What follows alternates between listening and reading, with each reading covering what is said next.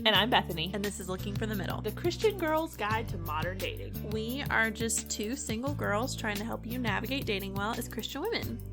And welcome back to part 2 of our Q&A series. I guess winter Q&A series? Yeah. Is that what we're calling it? Mm-hmm. Because we've only Winter. done this in the summer. Yes, it is winter. It is cold outside.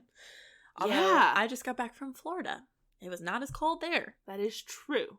But I'm ready for warmer weather. Like, once Christmas is done... Oh, no, I take it back. New Year's. Once New Year's is done, I'm ready You're over for it. the cold to be done, too. Like, if it could be really cold from, like, Thanksgiving to New Year's, I'd be happy. If it could be warm all the rest of the time, I'd be good. But unfortunately, here in Georgia, the cold weather is all after the New Year. Yeah. Like, it was, 55, 60 degrees on Christmas Day? Yes. Which was ridiculous. I know. And then it's going to be, 32 probably next week or something. I just want one good snow. On Christmas.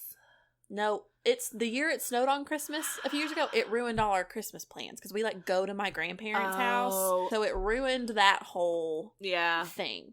And we were all still young enough to where it mattered more. That's not that it true. doesn't matter now, but we were still Danielle was little, and so I'm sure now it wouldn't be a big deal, but I just want one good snow where I can't go anywhere and I can make snow cream. Yes. And go outside and play in it for a while, take a few pictures, stay inside with the fireplace on my TV since I don't have a real one. Yes. And then usually about my birthday in April, I'm ready because here's what I don't like. I don't like the fickle weather where it's 35 degrees in the morning and 70 in the afternoon. I get so sick. I can't dress for that. Yeah. That's when I get annoyed. I'm fine with the all cold or the all hot, but the little in between where I can't decide whether I want to be today. No, I don't like that. Cold weather just makes me grumpy. Oh, I love cold. I like cold weather clothes. I love that, but not feeling cold. No, stick me by a sandy beach or in a pool in the hot. I am a happy person. I am ready to be tan. Me too. I was whipping out my self-tanner the other day because I was like, this is just cannot continue. I'm about to start because I got the glove and the thing that I asked for so I don't get orange hands. Wow, that was a lot of information y'all didn't ask for. That was how our brains work. The weather was not one of the questions for today, shockingly enough. All right, we've got some doozies today. Yes. These are hopefully something. Y'all are ready because we are not necessarily. Yeah, we're gonna do our best. So question number 1. Yeah. Start out right off really the bat. diving in here, Bethany. How do you still honor your parents when they don't completely approve of your significant other? I think there are some conditions to this where it looks different. I agree. And I'm just gonna say the conditions and then we can flesh them out. You can add your own, whatever. Mine would be, how old are you? Mm-hmm. Because I hate to break it to you if you're 16, 17, 18, still in high school, possibly even still in college, you could make the argument. If they're paying for things, if my parents are funding my livelihood, they still have a little bit of a say in my life. Yes, they definitely have more of a say. Yes. And I think, yes, if definitely in high school, possibly in college, we're not talking about honoring your parents, we're talking about obeying your parents. And we can talk about that distinction later, but there's a point where that's shifts a little bit, yeah. And so have you gotten to that point or yet? Have you gotten to that point or not yet? That's what I was trying to say. There you go. I'll get there eventually. So that would be my question to someone is, what does that look like? My second thing would be, why do they not approve of him? Is it they just don't like the shoes he wears? Or is it because, he seems to have an anger problem? Two very different things. Mm-hmm. And then my third question would be, I'm assuming you are a believer, so then I will assume that he is as well. Are your parents? Those 3 main things would color how I would answer this question. Do you have any other? No, because anything I had would fall under those categories. The only other thing I can think of is if you're dating somebody and he says he's a believer and there is no real fruit and your parents are pointing that out to you, that would be another circumstance that I could see happening. Yeah. I have been there multiple times.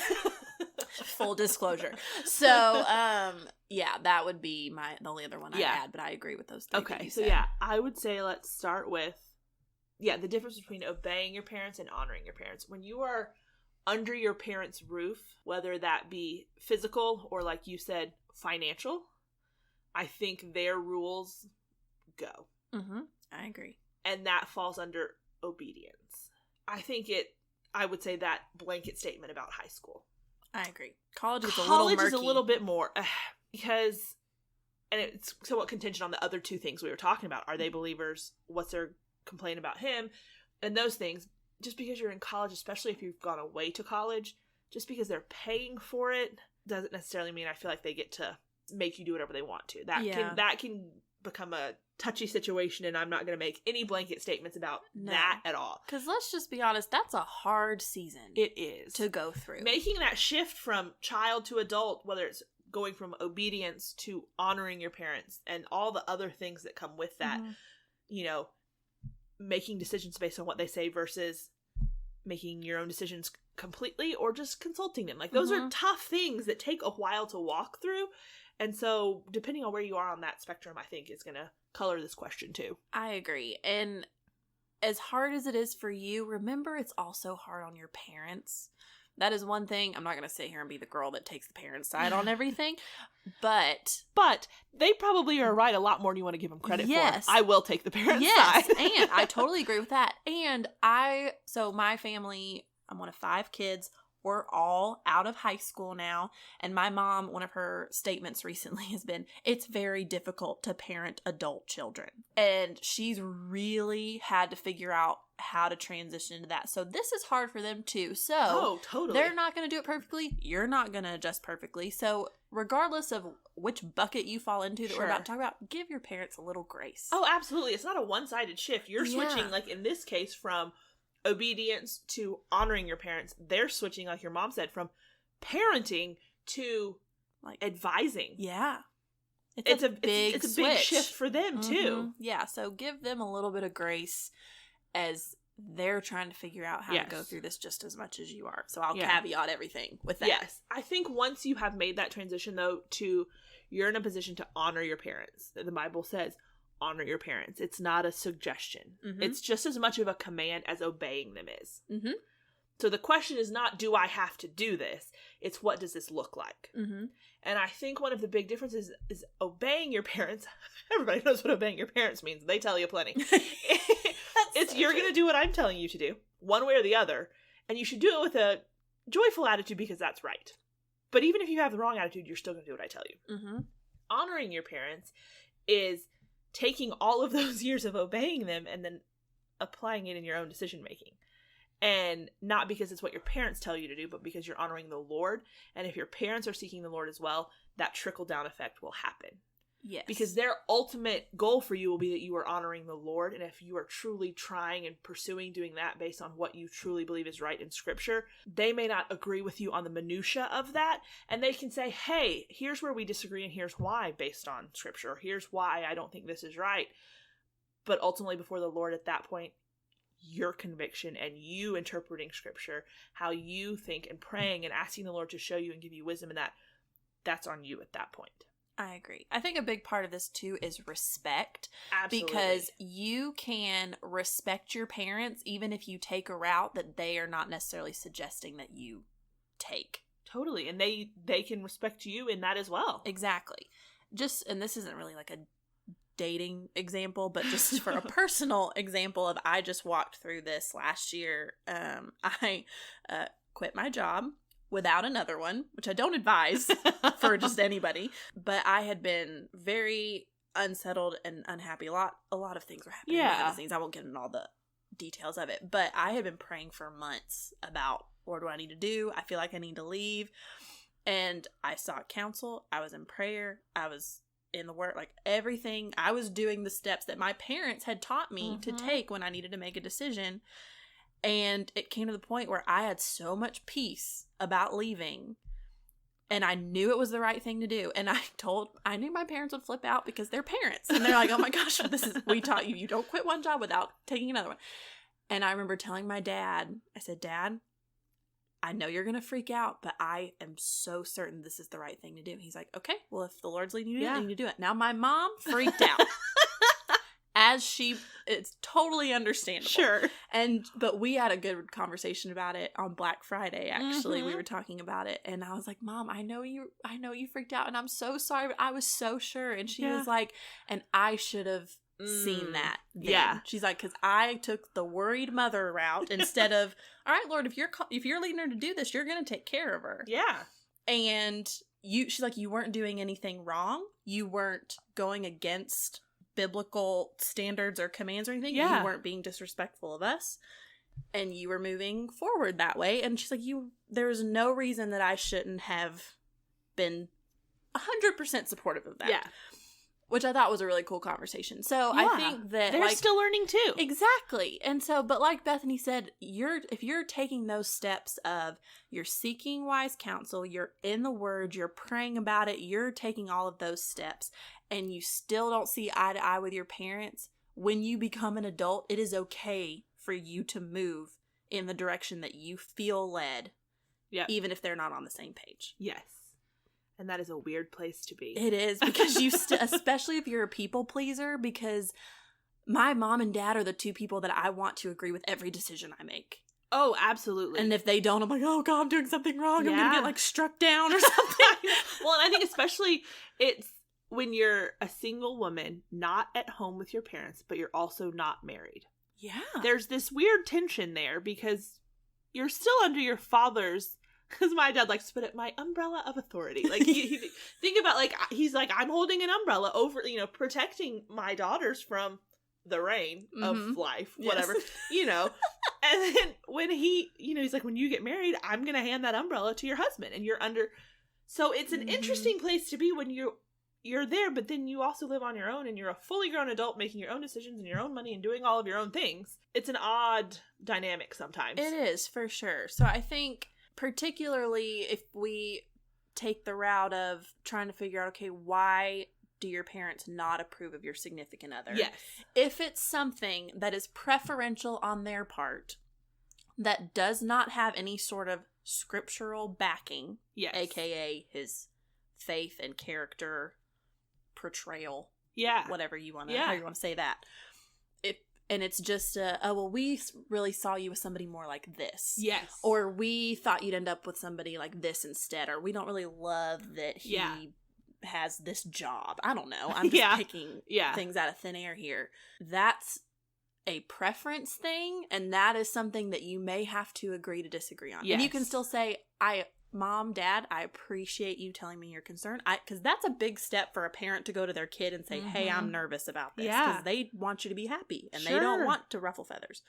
But I'm grateful that y'all brought that to my attention. I will keep an eye on it, or I'll pay attention to it, or I'll be mindful of that. But I don't feel like that's grounds for me to end this relationship. And I would like to continue forward in it. And I would love your support in that.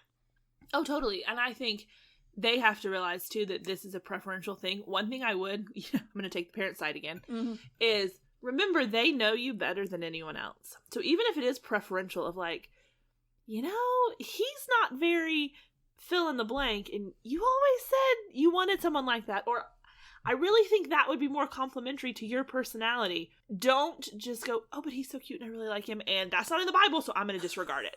Does that make sense? Yes, like, the Bible does not say thou shalt marry someone with a similar sense of humor. Yeah. So just because your parents are like, I just don't, like, how's that going to work if y'all are very different on this, or you're way too similar on this? Just because it's not a thou shalt in the Bible doesn't mean it doesn't have merit. And just because you really like him and you're caught up in the emotion of it, you disregard that. That's not wise on your part. But it is not something that is required that you follow.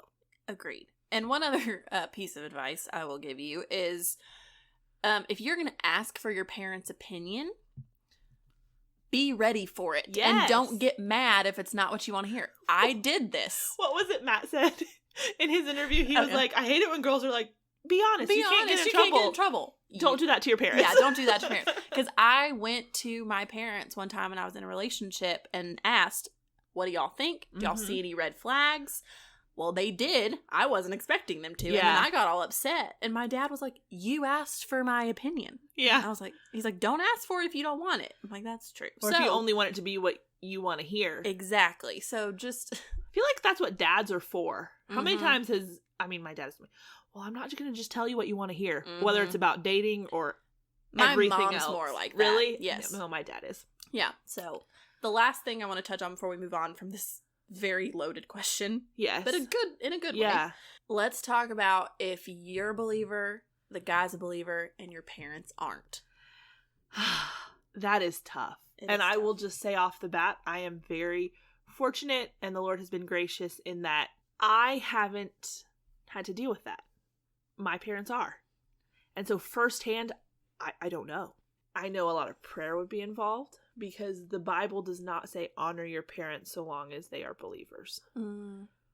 It looks different, but you've got to be able to realize that their entire worldview cannot be the same as yours. Not just that it isn't, it can't be. The Bible talks about, when you're saved, your eyes are open. You are no longer blind. You are no longer dead to sin. Like, you are dead to sin. You're no longer dead in your sin. You have been made alive. And so when that has happened to you, you've had that transformation, that regeneration. Your parents haven't. They can't see the way you do. They can't evaluate a situation the way you do.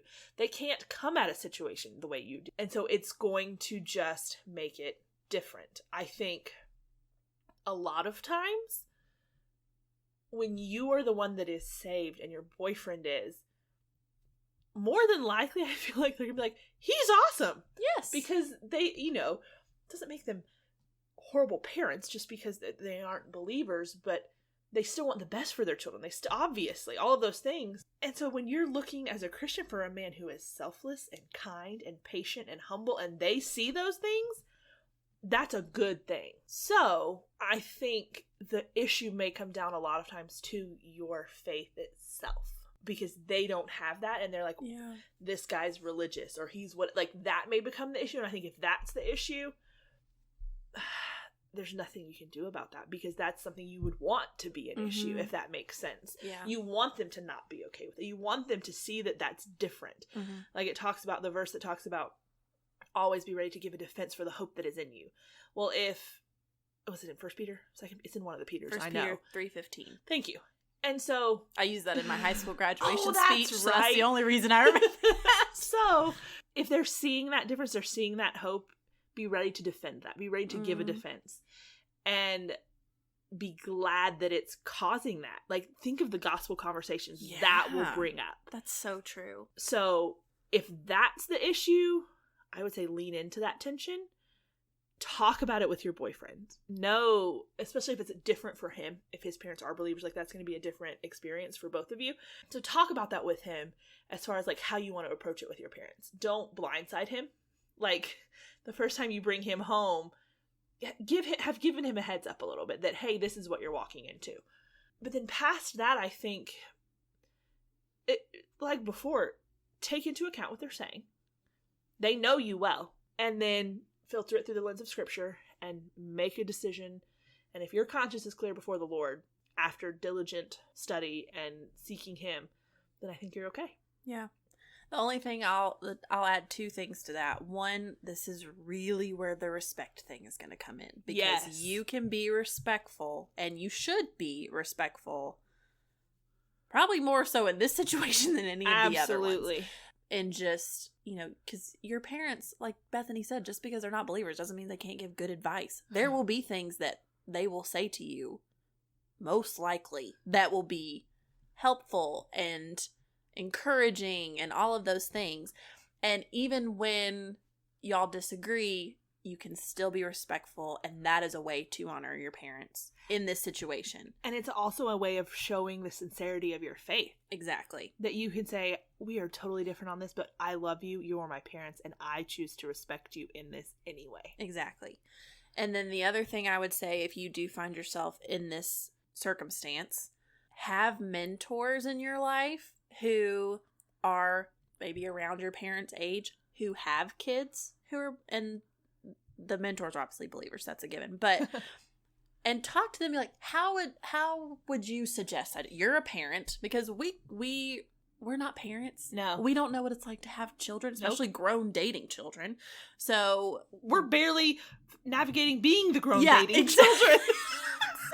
Much less having them. So true. We're on the total other side. Yeah. So have those people in your life that you can go to and say, okay, you're a parent and you have grown kids that are dating. What do you think would be a good way for me to have this conversation or to handle this topic or to navigate this XYZ? And I think that can be a really valuable resource to you. Yes. I was going to say at the end of this one too, and I'm glad you said this. I was going to mention having someone in that mentor capacity outside of your parents, even if your parents are believers, kind of going back to those first couple of situations where you can go and say, hey, person who's older than me, who's more objective, who's not in the trenches of this, objectively tell me your observations of this. Here's what they're seeing. Here's what they're saying. Here's what they're objecting to. What do you think? Mm-hmm. Do you think this is important? Do you think I need, like, someone who you trust, who knows you well, who will be honest with you, who's a little bit more objective? I think that's a really big thing in this. Well, man, what a question that I know. That was practically a full episode in its own. Yeah, so we're only going to do 2 this episode. I think that's a good call. Guys, just because that one, and there were questions within the question of that one, and we knew that. So, well, and that's why we wanted to do this outside of Couchcast, because we wanted to be able to take the time to really answer. That was one of the ones that really, we were like, we kind need of to do sparked this idea to do another Q&A series. That's not something that is flippant. That's not something that is just, oh, we're going to talk about this off the cuff with no notes. This is a raw thing. I think a lot of times for people, this is something that is emotionally charged, and we wanted to give that the thought and the time that it was due. Agreed. So we're going to move from that to talking about boundaries. Yay! Yay! Everybody's favorite thing to talk about. So, second and final question of the day. Okay. What is the best way and the best timing to bring up the conversation on physical boundaries? Before you've crossed them. And I say that tongue-in-cheek, but I'm serious. Oh, yeah. I agree. I totally agree. You don't... I mean... If I'm going to be real blunt here, you don't wait till you're making out on the couch to say, oh, hey, you know what? We probably ought to talk about this. Making my point, I'm being blunt, I realize.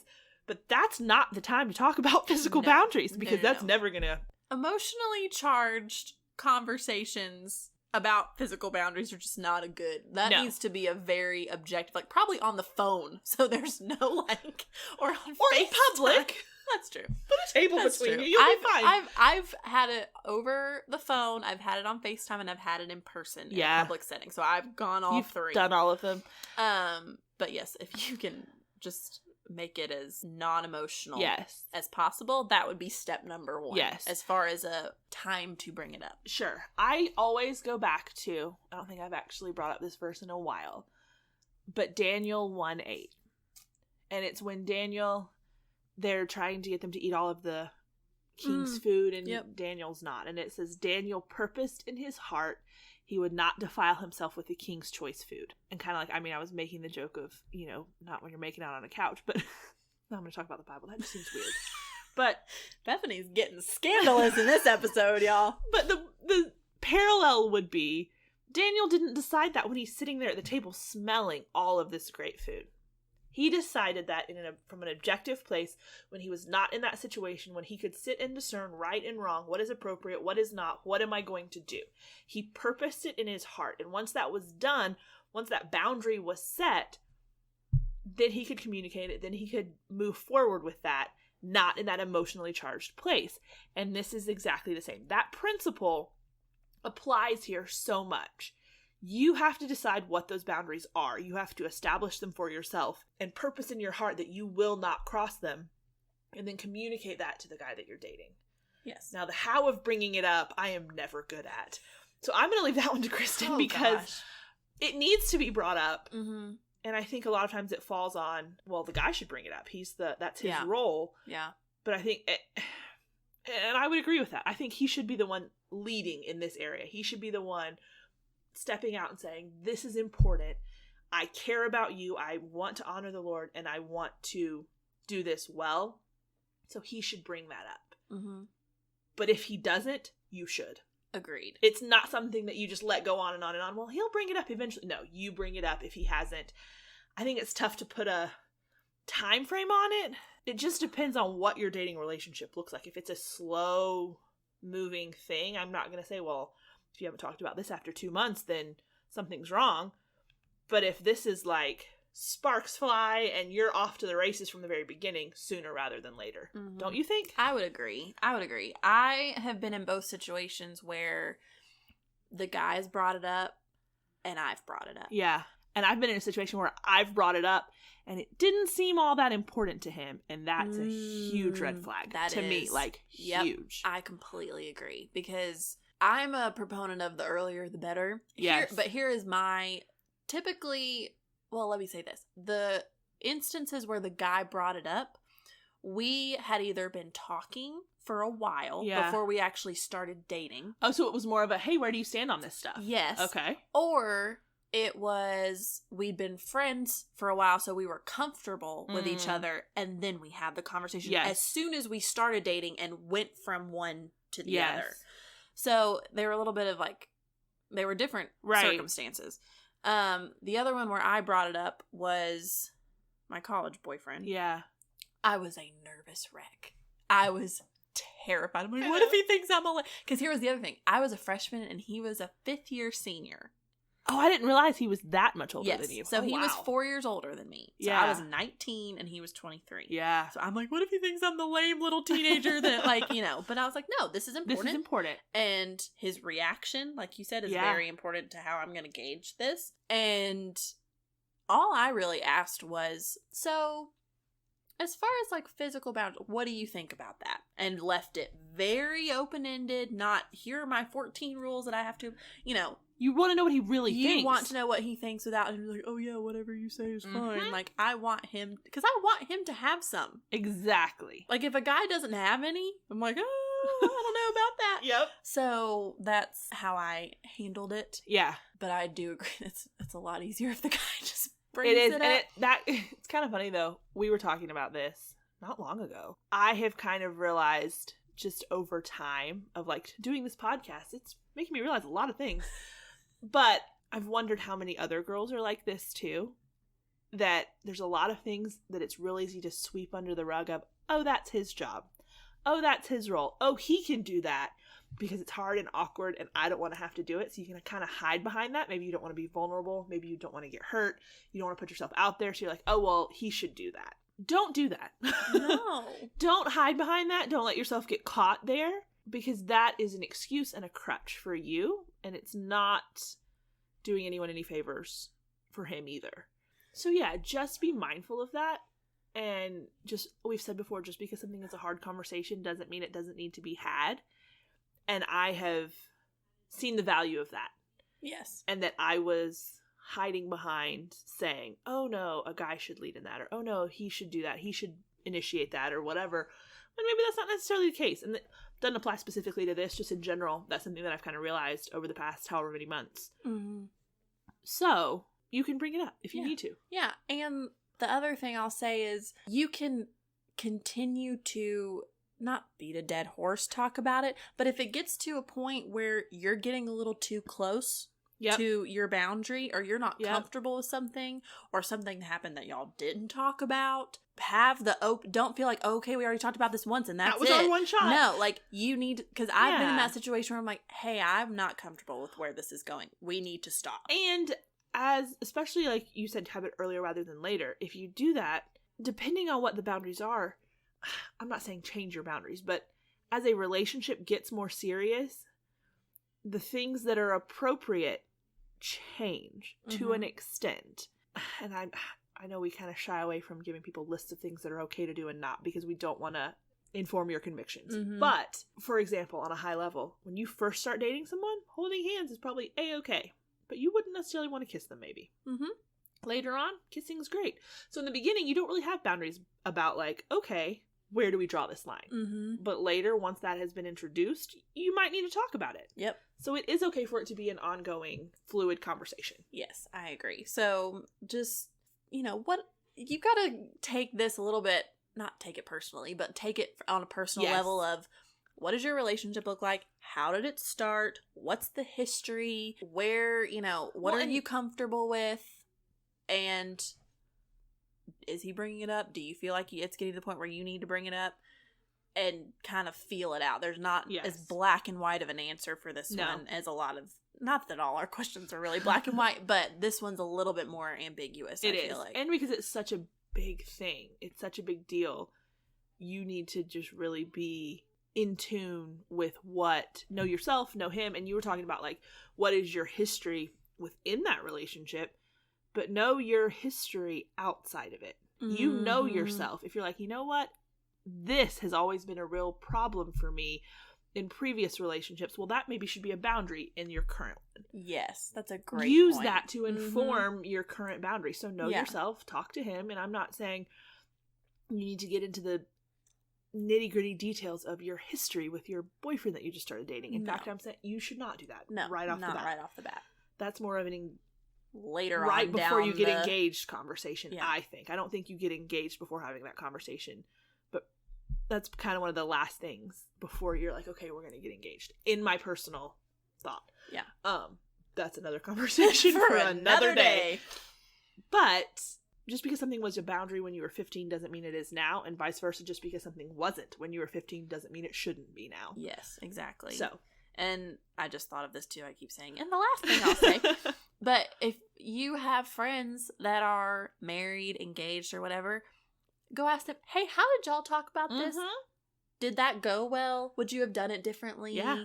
And kind of gauge maybe what might be a wise thing to do based on other people's experience. Yes. Because what is it saying? Like, a smart person learns from their own mistakes and a wise person learns from the mistakes of others. So absolutely. Not that your friends all make mistakes about talking about their boundaries, but oh, you know they did. Everybody does. Everybody does. So, take your time. Yes. Be diligent with this. Don't sweep it off as not a big deal. And then move forward. There you go. So, all right, guys.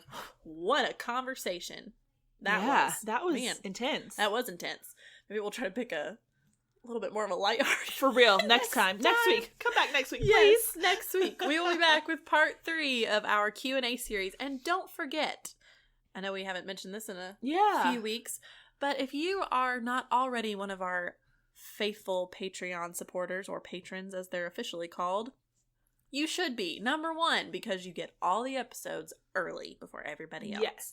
Number 2, depending on how supportive you want to be, you get access to other resources, like our monthly Patreon exclusive video that we do. Or which we're about to start a new series with. We are. So we're kind of...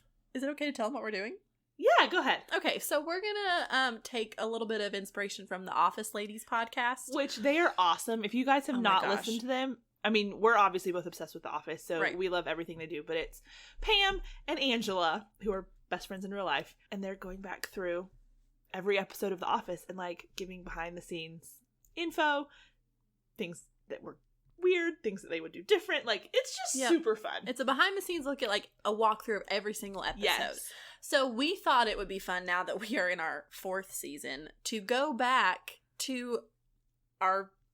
where it all began, as Dan and Shay so eloquently put it, and kind of go back and listen to our older episodes and say, okay, do we still agree with this? What was happening in our lives when this why did we say that? Why did we say this? Why was this a big deal? Yeah. Do I want to add anything? Yeah, because, spoiler alert, most of our episodes are inspired by true events. I was going to say, we plan things out, and we have the whole season all planned out, and then something will happen. I'll be like, Kristen, scrap this week, we're talking about this. Yeah, and that's happened a lot. So we want to give you guys a little bit of, like, behind the scenes, behind each episode. Yes. So that's what our patron subscribers, whatever they're called. I'm really struggling with names. Our monthly videos are going to be us then recapping after having listened to that episode. Yes. We're going to start with the pilot, and I gotta say, I'm a little nervous. I am too. To go back to the very, very beginning. I am too, but I'm very excited. It's going to be great. Yes, so that's going to be coming. Actually, our first one will be this month. Yes, it will be. In the next, what is today? The 8th? The 8th. So I would say in the next week or 2, it'll probably be up there. So if you guys want to get that from the beginning, jump on Patreon. That's the only way to get access to those. Yes. You can go to our website, lookingforthemiddle.com, to click on the resources tab at the top, and that will list all of your patron options. There you go. I think the $5 a month one is the one where you get the video. I think so, yeah. Which is a cup of coffee, y'all. There you go. Just don't go to Starbucks once a month, and there you go. And if you go to our Instagram, we'll put the link there. I want to get a link tree because we have all kinds of links. So many links. We have YouTube, we have Patreon, we have surveys that we do, we have the episode links. Yes, so many things. It's a lot going on. So we're working. Check out that, and we should have that up there for you. Pretty. But soon. yeah. So yeah, it's gonna be fun. It is gonna be fun. So y'all go check that out and come back next week for part 3 of our winter Q&A series. But until then, I'm Kristen. And I'm Bethany. And this is Looking for the Middle.